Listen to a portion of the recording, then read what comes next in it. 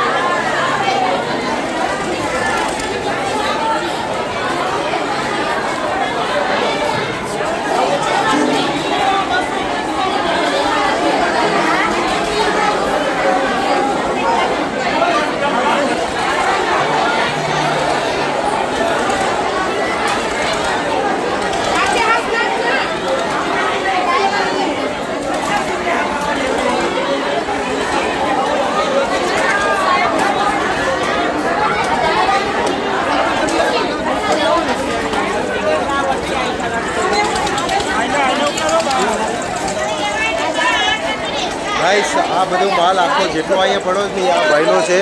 આ ભાઈનો બધો માલ છે સામાન. 25માં મંગાયા 30માં દેવાના છે.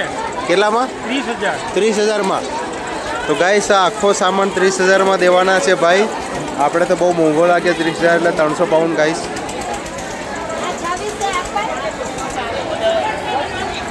ગાઈસ આ 30 કિલો ને આજુબાજુ માલ છે. આ બધો આખો પામ્પલેટ એના 30,000માં આપવાના છે. તો આ ભાઈ છે માલિક.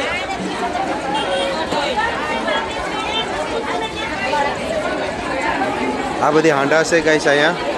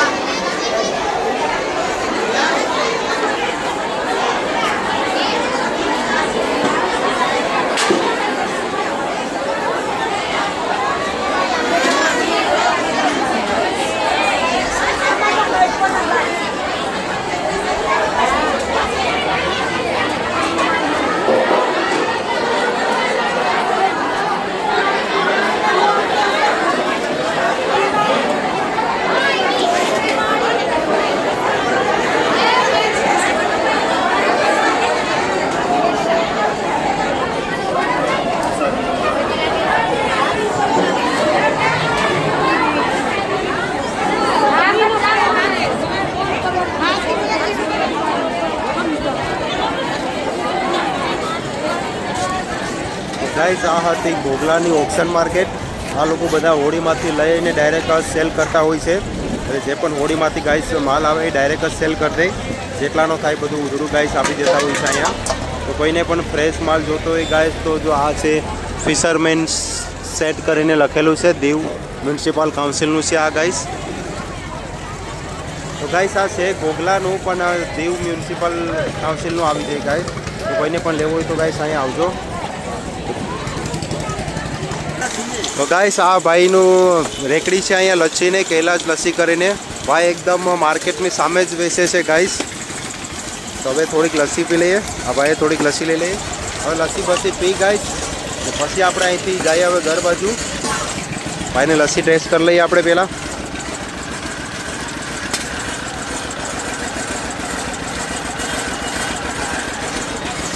આ ભાઈ પણ આપણા વિડીયો જોઈ ગાઈસ.